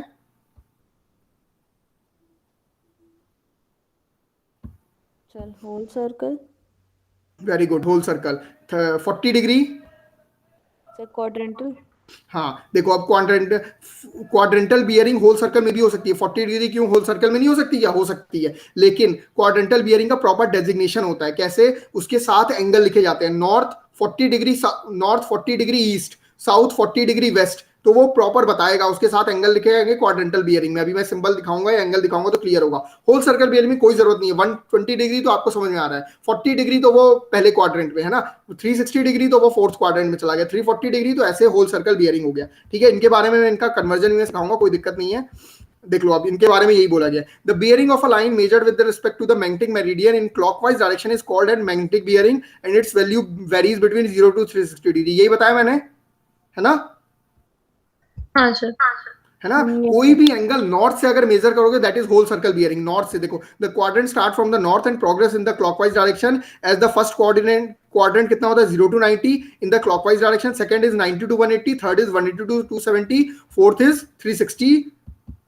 ठीक है, क्वाड्रेंटल बियरिंग में आ जाओ फटाफट। In this system the bearing of a survey line are measured with respect to the north line और साउथ लाइन। अगर आप नॉर्थ से मेजर करो और साउथ से मेजर करो, क्योंकि नॉर्थ से भी क्वाड्रेंट मिलेगा और साउथ से भी क्वाड्रेंट मिलेगा, अगर इस साइड मेजर करोगे तो एंगल का नाम क्या हो जाएगा? North degree, theta degree east. ठीक है, और इस साइड मेजर करोगे तो नॉर्थ थीटा डिग्री कौन सा हो जाएगा? इस साइड वेस्ट। और इसी तरह साउथ से मेजर करोगे तो south theta degree east, south theta degree west. ये एंगल का डेजिग्नेशन होगा। डेजिग्नेशन मतलब जैसे कि कृतिका, ठीक है, Kritika is the designation for a girl, तो वो डेजिग्नेशन नाम है उसका, तो ये नेमिंग बताई गई है। तो ये नेमिंग हो गई हमारे क्वाड्रेंटल बियरिंग की। यही बता रहा है, nearest to the given survey line either in the clockwise direction और the anti clockwise, the bearing of the line which fall in the first and the fourth quadrant are measured with the respect to the north line and nearer to the south line bearing of the line fall in second and third quadrant. ठीक है, measured with from the south line. The surveyor compass measures the bearing of a line in quadrantal survey. अब देखो, दो तरीके के compass होते हैं, दो सर्वेयर कंपास, सॉरी दो तरीके के होते हैं, हाँ, prismatic compass and surveyor compass. Surveyor compass में क्या यूज होता है? क्वाड्रेंट। तो प्रिज्मेटिक कंपास में क्या हो जाएगा? Whole circle bearing. ठीक है, अब ये सारी डिफरेंस मैं बताऊंगा, यहां से देखते हुए चलो। Now coming to the reduce bearing, तीसरी बियरिंग होती है रिड्यूस बियरिंग। ठीक है, when the whole circle bearing of a line is converted into, अब इनका कन्वर्जन है, होल सर्कल को आप क्वाड्रेंटल में कन्वर्ट कर सकते हो, क्वाड्रेंटल को आप होल सर्कल में कर सकते हो, तो इस बियरिंग को बोलते हैं reduce bearing. Thus the reduce bearing is similar to the quadrantal bearing, its value ranges between 0 to 90 degree. हमेशा होल सर्कल को क्वाड्रेंटल में कन्वर्ट करोगे that will be known as reduce bearing, है ना। 0 to 90 डिग्री में जो value है that will B quadrant, वो रिड्यूस बियरिंग, और रिड्यूस बियरिंग ही यूज होगी सर्वेयर कंपास में। ठीक है, तो क्लॉकवाइज भी हो सकता है, एंटी क्लॉकवाइज भी हो सकता है। अभी ये सारी चीजें देखेंगे हम, चिंता मत करो। देखो, अब ये टेबल है, टेबल याद कर लो, या मैं अगर आओगे ना कॉलेज तब मैं एक बार कंसेप्ट बता दूंगा, कंसेप्ट क्या होता है इनका। ठीक है, तो कंसेप्ट में क्या है, अगर होल सर्कल बियरिंग है 0 to 90 डिग्री, तो रिड्यूस बियरिंग भी उसकी क्या होगी? होल सर्कल बियरिंग होगी। अभी जो मैंने 40 डिग्री पूछा, 40 डिग्री क्वाड्रेंटल बियरिंग में भी 40 है, होल सर्कल में भी कितना है? 40 ही है। Clear?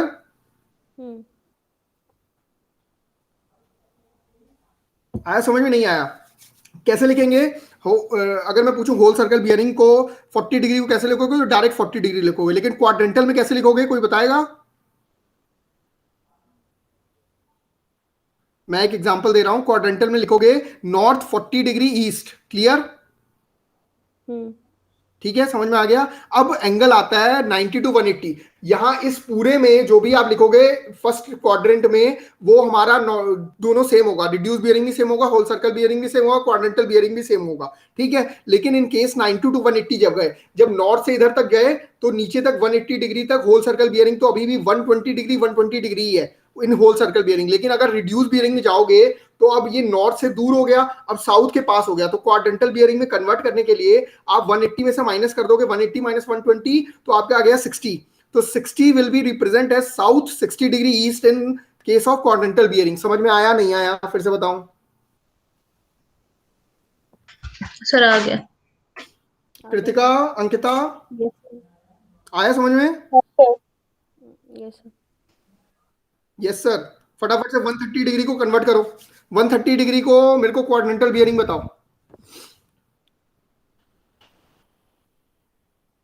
130 degree should be converted into quadrantal bearing, क्या होगा? 50 degree south, 50 degree east. Clear है अंकिता, हाँ कृतिका, सर। क्लियर है? Yes sir. आंसर ऐसे आनी चाहिए। चलो आ जाओ थर्ड क्वाड्रेंट। थर्ड क्वाड्रेंट में आता है 180 to 270 degree whole circle bearing में। तो अब देखो, अब ये पहला क्वाड्रेंट हो गया, दूसरा क्वाड्रेंट हो गया, अब तीसरे क्वाड्रेंट में आ गए। तीसरा क्वाड्रेंट में 180 टू 270, अब वैल्यू ले लो 200 डिग्री। 200 डिग्री को क्वाड्रेंटल में कन्वर्ट करोगे तो कैसे? 200 डिग्री यहां पे जाएगा, तो हमें क्या करना है, साउथ से ये एंगल, साउथ से ये एंगल लेने के लिए पूरे में से 180 माइनस कर दो। 200 में से 180 माइनस करोगे 20 डिग्री, तो साउथ 20 डिग्री क्या हो जाएगा, ये डायरेक्शन कौन सा है, west. South 20 degree west quadrantal bearing. समझ में आया, हाँ या ना? हाँ सर। इसी तरह 270 टू 360 डिग्री फोर्थ क्वाड्रेंट में आ गए, यहां पे एंगल गया, ये पूरा एंगल इज 260 डिग्री आ गया, लेकिन 260 डिग्री में हमें नॉर्थ से इधर जाएंगे तो 360 में से 260 को माइनस कर देंगे तो वी विल हैव क्या, नॉर्थ 100 डिग्री वेस्ट। क्लियर? हाँ सर।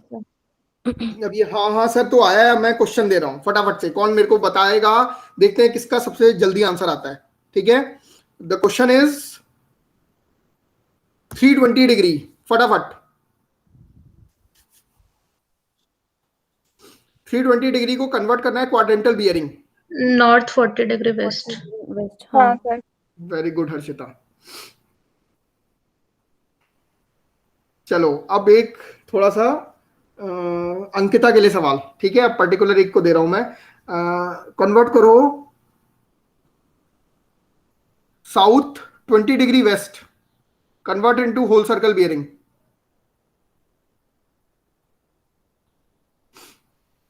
एक मिनट। बोलो, आपने तो बताया नहीं। साउथ नहीं 20 नहीं, degree west, south 20 degree west को convert into whole circle bearing.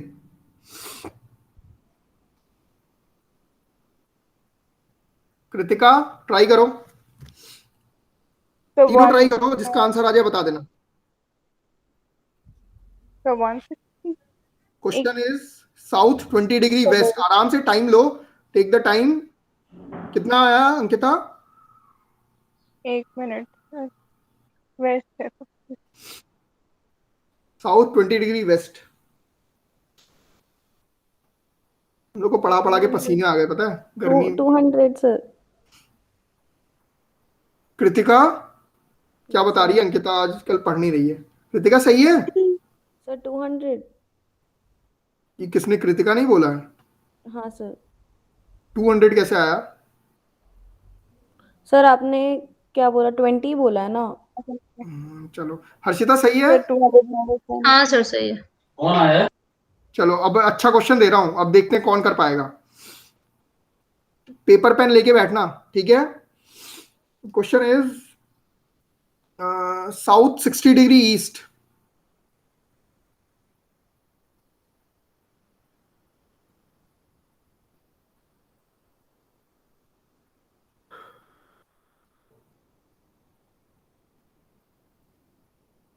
One 120 degree. Yes sir, 120 degree. बोलो, ये अच्छा क्वेश्चन था। जो जो क्वेश्चन मैंने पूछे वही वही आंसर मैंने दे दिए है ना। समझ में आया सबको? Yes sir. पक्का? यस एक और हाँ क्वेश्चन हाँ करना सर। है? पूछ लो सर। एक और क्वेश्चन करना है? कर मतलब लेंगे सर। कर लेंगे, मजा आ रहा है ना इसमें तो करने में। सामने जब टेबल रखी है तो हो ही रहा है, बिना टेबल के हो जाएगा? हटाऊं टेबल? नहीं सर, अब अभी नहीं होगा। नहीं होगा ना, वही तो प्रॉब्लम है। बिना टेबल के करना है, ये टेबल एग्जाम में तो होगी नहीं। The question is south 120 west. Sir क्या सर? South 120 west? हम्म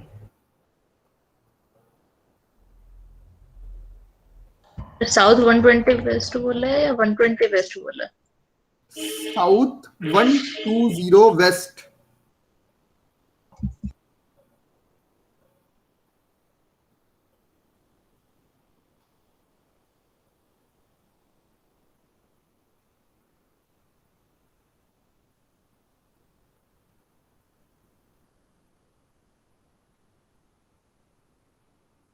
सर हो ही नहीं सकता ये। हाँ सर। देखो, अब होने को तो कुछ भी हो सकता है। नहीं हो सकता नहीं हो सर ये सकता है नॉर्थ है। ये। सर। 270 माइनस 180 करके भी 110 आ रहा है, क्या फायदा? कैसे देखो होगा मतलब पता है, ये? वही तो बात है ना, तुम लोग हमेशा फॉर्मूले में ही रह जाते हो। मेरे को ड्रॉ करो साउथ 120 वेस्ट। वैसे तो गलत क्वेश्चन है, लेकिन फिर भी मैं बोल रहा हूँ, अब भी कोशिश करो होल सर्कल बियरिंग की। साउथ 120 वेस्ट, फॉर्मूला हटा दो। मैं नहीं चाहता फॉर्मूले रटवाना, इसलिए मैंने ये क्वेश्चन दिया। तो होल सर्कल बियर में से कन्वर्ट करेंगे तो 300 आएगा। 300 साउथ 120 वेस्ट में कैसे हो सकता है? चलो अच्छा, चलो जो मैंने क्वेश्चन बोला उसको कन्वर्ट करो फिर। अगर मैंने साउथ 120 वेस्ट नहीं होगा तो इसकी जगह कुछ और होगा क्वाड्रेंटल बियरिंग में, क्या होगा बताओ जरा हर्षिता। अगर तो नॉर्थ होगा। North 120 west. फिर नहीं नॉर्थ 120 वेस्ट, क्या फायदा हुआ क्वेश्चन की? तो वही हो गया। आया समझ में? नहीं आया? साउथ 120 हाँ वेस्ट सर। नहीं है। हाँ बोलो सर साउथ बोलो। 120 ईस्ट होगा। फिर 120 ईस्ट, क्या फायदा 120 ईस्ट का बेटा? सर होल सर्कल बियर में कन्वर्ट करना। होल सर्कल में तो आपने कर दिया 300। हाँ। ठीक है, मैं पूछ रहा हूं अगर साउथ 120 गलत है, अब आप ही लोग बोल रहे हो ना गलत है, तो वो सही क्या होगा क्वाड्रेंटल में? अरे दिमाग लगाओ, 300 को कन्वर्ट करो ना फिर से। नहीं समझ में आया? नहीं आया तो बोलो जल्दी। सर मेरे को तो नहीं समझ। सर आप कहना क्या चाह रहे हैं, नहीं समझ आ रहा। हाँ बिल्कुल सही। चलो क्या देखो अब कन्वर्ट साउथ करना से, साउथ में थे लोग, हो गया क्या हुआ? साउथ में थे, साउथ से वेस्ट गए 120, 90 पे पहुंचे। हमारा क्या आ गया? हमारा आ गया वेस्ट। ठीक है, वेस्ट से और गए 30 डिग्री पे जैसे गए, तो अब ये क्या आ गया? 30 में से 90 में से 30 माइनस कर दो, कितना आ गया? 60। तो नॉर्थ 60 वेस्ट। जो मेरा क्वेश्चन था साउथ 120 वेस्ट, वो ना होके होना चाहिए था नॉर्थ 60 कितना वेस्ट। क्लियर हुआ? नहीं हुआ। साउथ 120 वेस्ट, 120 वेस्ट मतलब क्या? 90 तो गया, 30 ऊपर गया। 30 ऊपर गया तो ये साउथ से कम नियरेस्ट ना होके हाँ नॉर्थ से सर। नियरेस्ट। हाँ। नॉर्थ से नियरेस्ट है तो नॉर्थ 60 डिग्री वेस्ट। क्लियर? हाँ सर आ गया। आगे समझ में? सारे कन्वर्जन आने चाहिए विदाउट फॉर्मूला। कृतिका, इसको प्रैक्टिस करना कैसे पता है? क्वाड्रेंट बना के। अगर ये होता ना टेबल, वो होता ना बोर्ड, तो मैं आपको बताता कि सारे नॉर्थ से measurement that is whole circle bearing, north से nearest measurement that is quadrantal, या साउथ से nearest measurement is quadrantal. Clear है? आपको जब भी कोई एंगल दिया जाए you should draw it on the graph. Graph पे बनाओ, ये फॉर्मूले रटने की जरूरत नहीं पड़ेगी। क्लियर? आगे बढ़ रहा हूं मैं, ठीक है।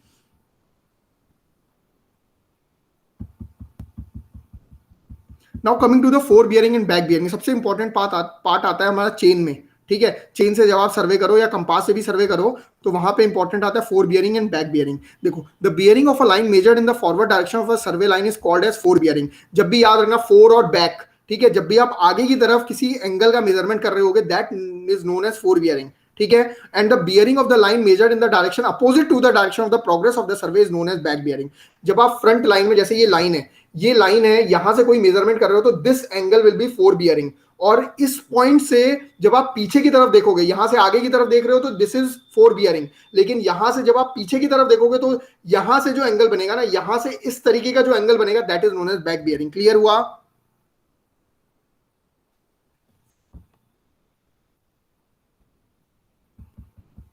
क्लियर हुआ हाँ नहीं सर। हुआ?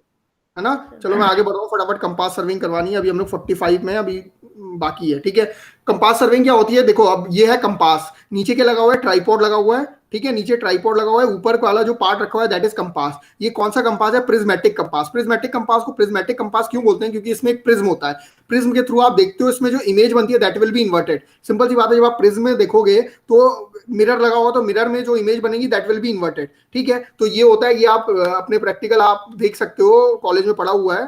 क्या हुआ? क्लियर है? अभी यहीं पे हो नहीं हो?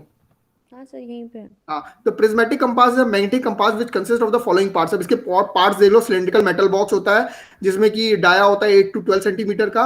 It protects the compass from entire casing और the body of the compass. It protects the compass from the dust and rain. ठीक है, कवर होता है पूरा कंपास, ये डस्ट और रेन से बचाता है। ठीक है, प्रिज्मेटिक कंपास में पाइवट होता है। पाइवट क्या होता है? जिसपे ये रिंग खड़ी है, ठीक है, ये चीज इस पे जो स्टैंड कर रही है, this is known as pivot. ठीक है, पाइवट आप जॉइंट बोल सकते हो। Pivot is provided at the centre of the compass and supports freely suspended needle. ठीक है, सस्पेंड कर रही है, निडल हिलती रहती है पूरी, ऐसा नहीं कि मतलब यहाँ पे है, ये पूरी निडल ऐसे ऐसे मूव करती है। ठीक है, जब आप प्रैक्टिकल देखोगे तो ज्यादा क्लियर होगा, अभी समझ लो। Lifting pin and lifting lever. A lifting pin is provided just below the side vane. When the side vane is folded, it press the lifting pin with the help of the lifting lever then lift the magnetic needle out of the pivot point. ये देखो, समझने वाली बात है। क्या होता है ना, ये ऊपर वाला पार्ट ना ऐसे करके, ऐसे खड़ा है ना, ऐसे करके डाउन हो जाता है। तो डाउन जैसे होता है ना, तो ये वाला पार्ट इसके साथ अटैच हो जाता है, मैग्नेट होता है, मैग्नेट की तरह वो फिक्स हो जाता है। ठीक है, तो यही बताया, लिफ्टिंग पिन और लिफ्टिंग लेवर। स्प्रिंग ब्रेक और ब्रेक पिन भी होता है। ये सारी चीजें देखो थ्योरेटिकल हैं, थोड़ा सा पढ़ लो।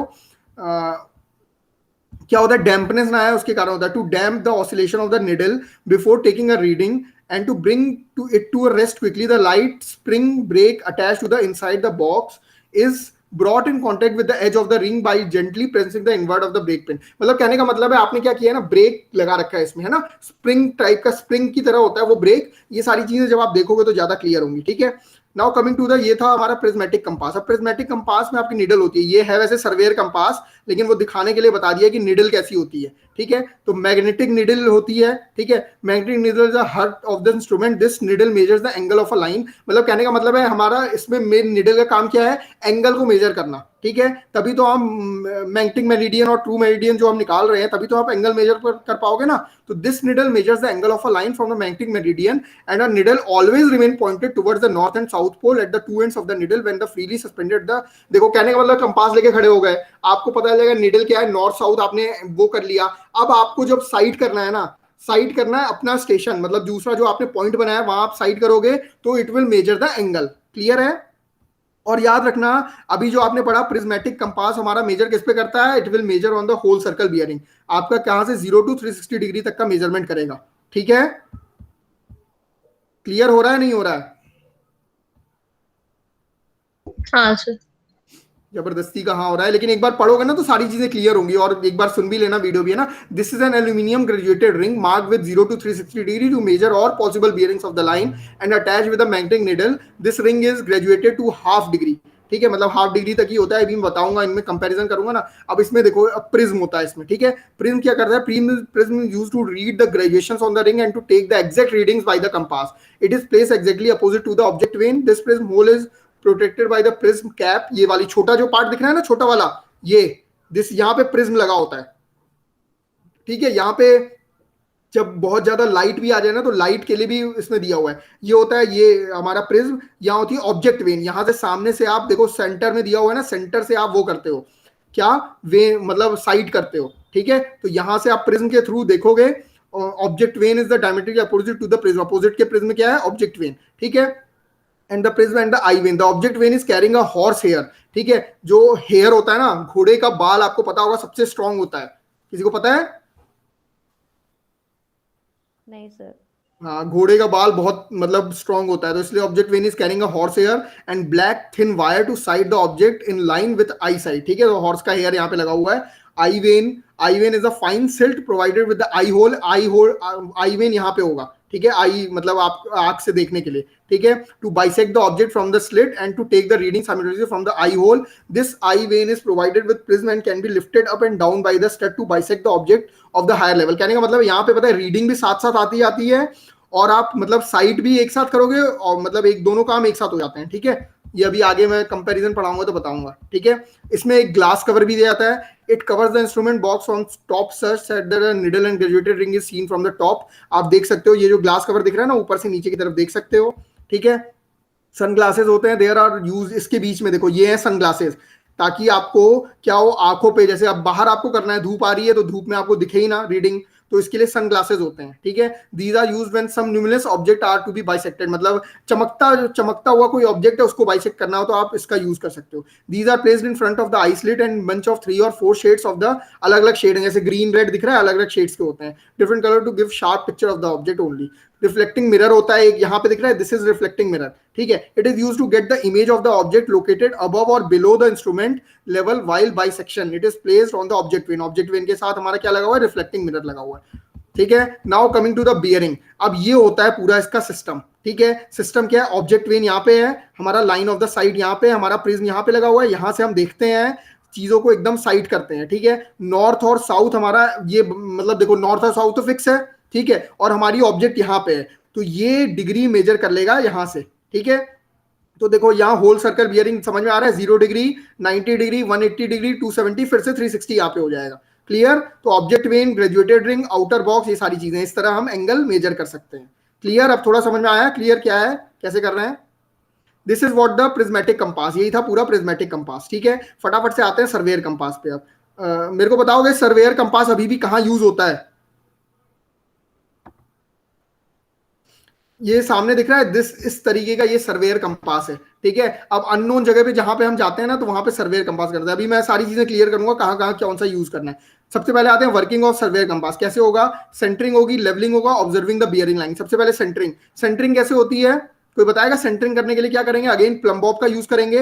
लेवल के लिए स्प्रिट ट्यूब होता है, जो बबल को हम सेंटर में लाते हैं, वो सारी चीजें प्रैक्टिकल हैं, ये चीज मैं दिखाऊंगा तो ज्यादा क्लियर होंगी, है ना। Observing the bearing of a line, फिर हम एंगल ऑब्जर्व करते हैं। First 2 operation are similar to that of prismatic compass, पहले के दोनों ऑप्शन सेम प्रिज्मेटिक कंपास में भी करते हैं, but the method of the taking observation differs, ठीक है। इनका मेथड ऑफ ऑब्जर्वेशन अलग होता है। Observing the bearing of a line, in this type of compass the reading is taken from the top of the glass and under the tip of the north end and the magnetic needle directly, no prism is provided।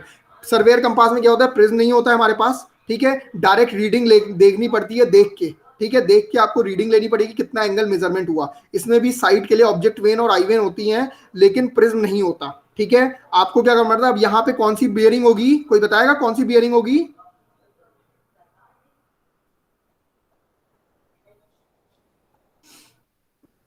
दो तरीके की bearing पढ़ के आए हो आप लोग, हो नहीं हो। हाँ सर है। हाँ बीच बीच में हाँ ना बोला करो, एकदम शांत हो जाते हो ना तो मुझे लगा गया कनेक्शन। तो इसमें कौन सी बियरिंग यूज हो जाएगी, क्वाड्रेंटल बियरिंग। वहां पे होल सर्कल, यहाँ पे क्वाड्रेंटल, ठीक है। तो क्वाड्रेंटल बियरिंग का यूज करके हम निकाल लेंगे। Now we are going to compare the prismatic compass and surveyor compass. Compare कर रहे हैं दोनों को, याद रख लेना ये हमेशा एग्जाम का क्वेश्चन है। In this compass the reading are taken with the help of prism. Prismatic compass में प्रिज्म का यूज करेंगे। There is no prism on it, readings are taken with the naked eyes, ठीक है। आंख से आप डायरेक्ट रीडिंग लोगे। With the help of prismatic compass whole circle bearing can be measured. Prismatic compass से कौन सी निकालोगे, होल सर्कल बियरिंग मेजर होती है। With the help of surveyor compass reduce bearing, reduce bearing को और कौन सी बियरिंग बोलते हैं रिड्यूस बियरिंग को कौन सी बियरिंग बोलते हैं, एक और अभी पढ़ा के आ रहा हूं, क्वाड्रेंटल बियरिंग, ठीक है। क्वाड्रेंटल पेयर, हाँ। Now graduation in prismatic compass are, graduation क्या होंगे, 0 to 360 डिग्री होंगे, और सर्वेयर कंपास में क्या होंगे, क्वाड्रेंट्स होंगे, 0 to 90 degree, clear. In prismatic compass अब mirror is provided with the sight vane, mirror होता है जबकि वहां पे मिरर नहीं होता है। देखो सारी चीजें बता दी हूं। Sighting of the object as well as the reading of the graduated circle can simultaneously be done. हम प्रिज्मेटिक कंपास में रीडिंग भी ले सकते हैं, आप ऑब्जेक्ट वेन को भी देख सकते हो, ठीक है, और पोजीशन ऑफ आई को भी चेंज कर सकते हो एक साथ प्रिज्मेटिक कंपास में। जबकि हमारा क्वाड्रेंटल में, वो क्वाड्रेंटल बोल रहा हूँ, सर्वेयर कंपास में क्या होगा, ऐसा नहीं होता। Sighting the object as well as the reading the graduated circle cannot be done simultaneously without changing the position of the eye. आपको आई की पोजीशन तो चेंज करनी पड़ेगी ना रीडिंग लेने के लिए एक से दूसरी जगह, जबकि वहां पे हम दोनों चीजें एक साथ कर सकते हैं. क्लियर? अब आ जाओ मैग्नेटिक डिक्लिनेशन. मैंने बता रखा था मैं व्हाट इज मैग्नेटिक डिक्लिनेशन. फटाफट से कौन बताएगा? देखो कितना अटेंटिव रहते हो क्लास में. फटाफट कौन बता रहा है? Angle of dip.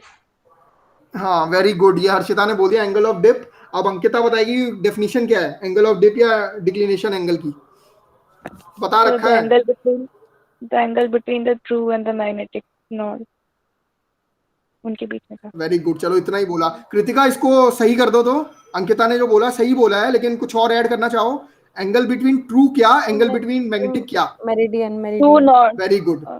अच्छा. ट्रू नॉर्थ भी कर लो, मैग्नेटिक नॉर्थ भी कर लो, ट्रू मेरिडियन और मैग्नेटिक मेरिडियन भी कर लो. वेरी गुड, इतना ही सुनना था. देखो रटवाना नहीं है, मुझे कोई चीज समझ में आनी चाहिए, कम से कम जो मैं पढ़ा रहा हूँ वो समझ तो आए, है ना. तो ट्रू नॉर्थ बोलो या ट्रू मेरिडियन बोलो, मैग्नेटिक नॉर्थ बोलो या मैग्नेटिक मेरिडियन बोलो, दोनों के बीच में जो लगता है that is known as declination. अगर ये ईस्ट डायरेक्शन में होगा तो डिक्लिनेशन इन ईस्ट, अगर वेस्ट डायरेक्शन में होगा तो डिक्लिनेशन इन वेस्ट. ईस्ट में ये इस साइड ईस्ट है तो डिक्लिनेशन ईस्ट, इस साइड है तो declination west. Clear? Very good. Coming to determination of true bearing and magnetic bearing. True bearing is equal to magnetic bearing declination.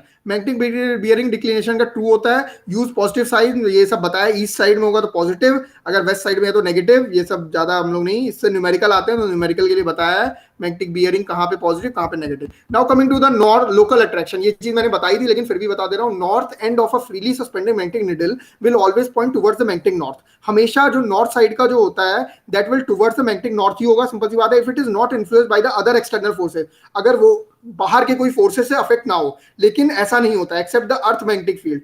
It is common experience that a magnetic needle get deflected, हमेशा deflect होती रहती है from its normal position if placed near magnetic rocks, iron ores, cable carrying currents or iron electric poles, therefore not reliable unless these are checked against the presence of the local attraction at each station and their elimination. Simple सी बात है. आप compass सर्वे में भी error क्यों आते हैं? Due to the local attraction. क्या है, आसपास कोई कंपनी लगी हुई है, आयरन की फैक्ट्री लगी हुई है, तो ये क्या होंगे, ये कुछ डिफ्लेक्ट हो जाते हैं अपने ओरिजिनल पोजीशन से, तो इसके कारण हमें एग्जैक्ट एंगल नहीं मिलता. That is the error due to local attraction. तो हमें लोकल अट्रैक्शन निकालना पड़ता है. लोकल अट्रैक्शन कैसे निकलेगी? सिंपल सी बात है. एक लाइन है, एक लाइन में अगर 180 डिग्री से ज्यादा एंगल आ रहा हो, या हमारा देखो फोर बियरिंग और बैक बियरिंग पड़ा, फोर बियरिंग और बैक बियरिंग के बीच का ये लाइन है फोर बियरिंग और बैक बियरिंग. फोर बियरिंग क्या है? इसके ऊपर का एंगल, और बैक बियरिंग क्या है? इसके नीचे का एंगल. तो ये दोनों एंगल मिलके अगर ये एक लाइन है तो इन दोनों का सम कितना, सम बोल रहा हूँ, इन दोनों का समेशन कितना होना चाहिए? 180 डिग्री. अगर 180 डिग्री नहीं है, इसका मतलब कहीं ना कहीं कोई लोकल अट्रैक्शन है. तो डिटेक्शन ऑफ लोकल अट्रैक्शन कैसे किया जाता है? The presence of local attraction at any station may be detected by the observing the fore and back bearing of a line. If the difference between the fore bearing and back bearing is 180 degree, both end station are free from the local attraction. अगर दोनों में का sum 180 है तो दोनों station free हैं local attraction से. Clear? If not, the discrepancy may be due to an error in observation of the either fore bearing or back bearing. तो एरर कहाँ हो सकते हैं? क्या तो या तो ऑब्जर्वेशन में एरर होगी, ठीक है, या फिर प्रेजेंस ऑफ लोकल अट्रैक्शन और आइदर स्टेशन. या तो लोकल अट्रैक्शन का एरर होगा, या फिर देखो एक आइदर स्टेशन पे, या तो एक स्टेशन पे हो सकता है या दोनों स्टेशन पे होगा. ठीक है, तो ये तीन तरीके के एरर आ सकते हैं. Now coming to the traversing. यहां तक क्लियर है? फटाफट बताओ जल्दी. हाँ सर. चलो अब ज्यादा नहीं पढ़ाऊंगा, थोड़ा थोड़ा ट्रेवर्सिंग का आइडिया दे दे रहा हूँ. नेक्स्ट क्लास में इसको अच्छे से कंप्लीट करेंगे. ठीक है, ट्रेवर्सिंग का what is ट्रेवर्स? ट्रेवर्स is a framework consist of the series of the straight line forming and closed end open polygon. पढ़ चुके